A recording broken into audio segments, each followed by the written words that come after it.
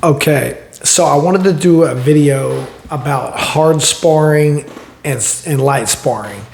I just got recently asked about that. I know a lot of people nowadays, it seems like to me, a lot of people in the MMA community at least, and maybe even in the kickboxing community to a degree, definitely not the boxing community, but I think a lot of MMA guys and a lot of kickboxers think you should be lightly sparring. They believe they're believers in light sparring and not as so much in hard sparring. Whereas most boxers don't even believe that you need to spar light at all. That if you spar hard, it's the only way to spar. I mean, that's the way a lot of them they have the mentality, and they've been trained to have that mentality. So, from my experience and all the places I've been, traveled the world, I've been to some really amazing boxing gyms. I've been to Thailand 5 times. I trained in Holland with the Dutch kickboxers for 1 month back in 2014. So I've been around different gyms and seen different styles of fighting and coaching and stuff. And from my experience, I think that you need a combination of both. It's that simple. You need a combination of both. I'm still a big believer in hard sparring. For sure, I think you should go hard. I think at least once a week. I think once a week you should spar hard, and then the other time you spar, I think you should only spar 2 or 3 times a week. Definitely not more than 3, because you need time to get your reps. You need thousands of reps on specific techniques, and you need time to do that. Whether it's hitting a bag, partner drills, pads, mitt work, whatever, you need reps from a striking standpoint. So.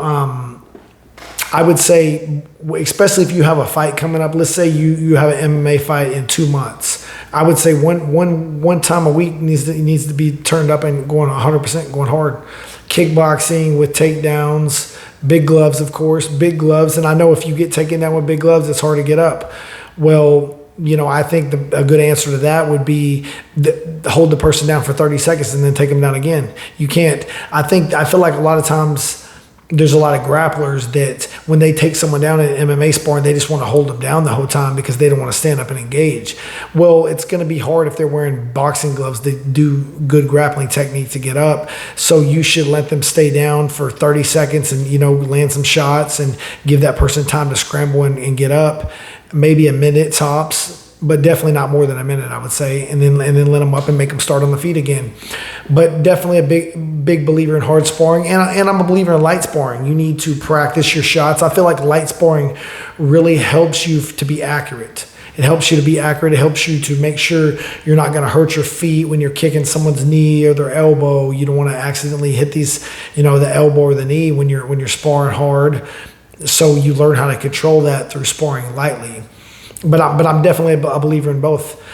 You can spar. I think sparring with going hard, headgear should be used. If you're going 100%, I think you should be wearing headgear, especially for cuts. Even more so for cuts than just getting hit hard. When you wear headgear, you probably can take a better shot, but you also get hit more.